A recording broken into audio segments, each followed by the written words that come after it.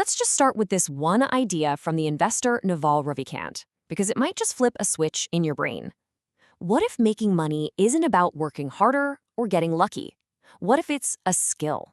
A skill that, like any other, you can actually learn.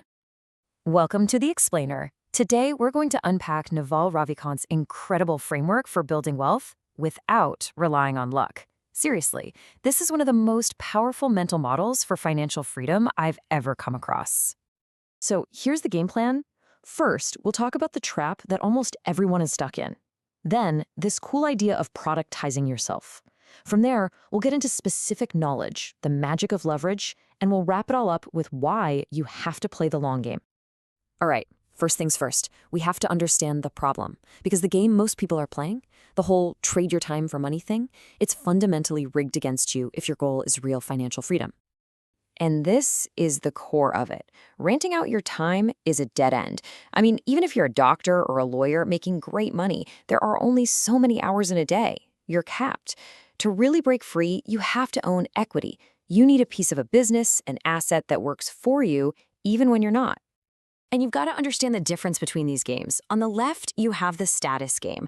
Think of it like a seesaw. For you to go up, someone else has to go down. It's a zero-sum game.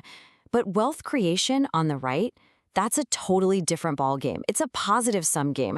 We're not fighting over slices of a pie. We're baking a bigger pie for everyone. This is such a crucial piece of advice. Because as soon as you start playing the wealth game, you'll find people in the status game trying to tear you down. Naval's advice is simple. Just ignore them. They're playing a completely different game, and honestly, it's a much smaller one. Okay, so if renting our time is the broken model, what's the fix? What's the new mental model? Well, it boils down to a really powerful two-word concept. Productize yourself. Let's break that down, because it sounds a little jargony. The yourself part is about what makes you you, your unique skills, your authenticity. The productize part is about taking that uniqueness and scaling it with leverage so you can escape the trap of trading time for money. So this whole idea rests on three pillars. You start with specific knowledge. That's your unfair advantage. Then you need accountability, which is really just taking on risk by putting your name on things. Society rewards you for that. And finally, you amplify everything with leverage. Let's dive into each of these. Let's start with the foundation, specific knowledge. This is all about figuring out that thing that you and only you can bring to the world. And listen, this is not something you learn in a textbook. If you can be trained to do it, then someone else can be trained to replace you. Specific knowledge is different. It's this weird, unique blend of your DNA, your upbringing, your obsessions. It's the stuff that is authentically you. So how do you find it? Ask yourself this question. It's so powerful. What is that thing that you could do for hours and it feels like play, but other people look at it and go, wow, that looks like really hard work? Whatever that is, that's your clue. That's your North Star. And this just sums it up perfectly. When you build your career or your business around the thing that you genuinely are, you literally step outside of the competition. Nobody can compete with you at being you. It's your ultimate unfair advantage. Okay, so you've found your specific knowledge. You're willing to put your name on it and be accountable. Now, how do you blow it up? How do you scale it? That's where our third pillar, leverage, comes into play.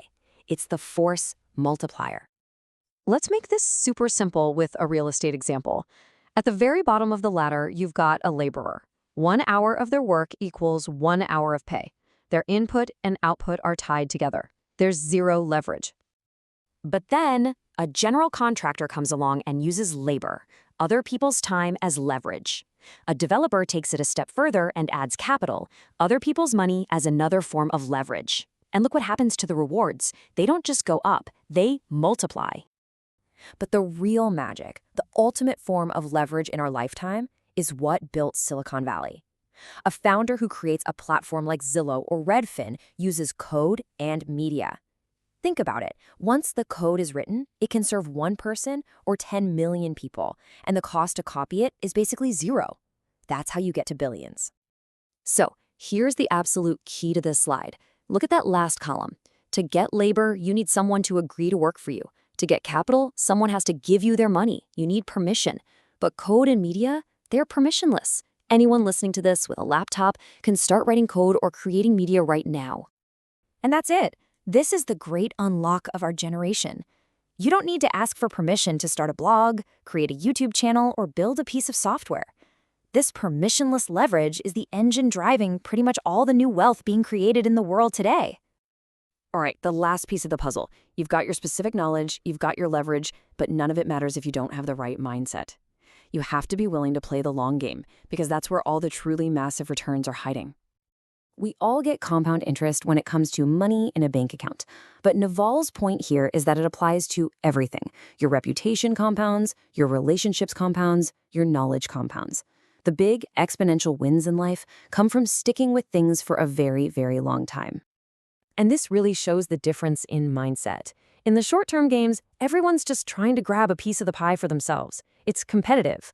But in long-term, positive-sum games, the players are all trying to make the whole pie bigger for everyone. I mean, who would you rather play with? And that's the whole formula, right there. It's not a shortcut. It's not a get-rich-quick scheme.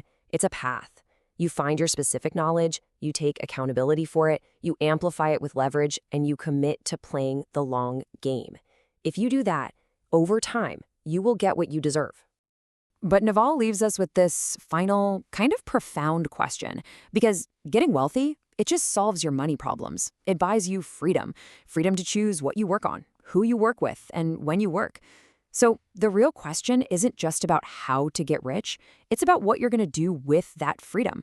What is it that you're really after?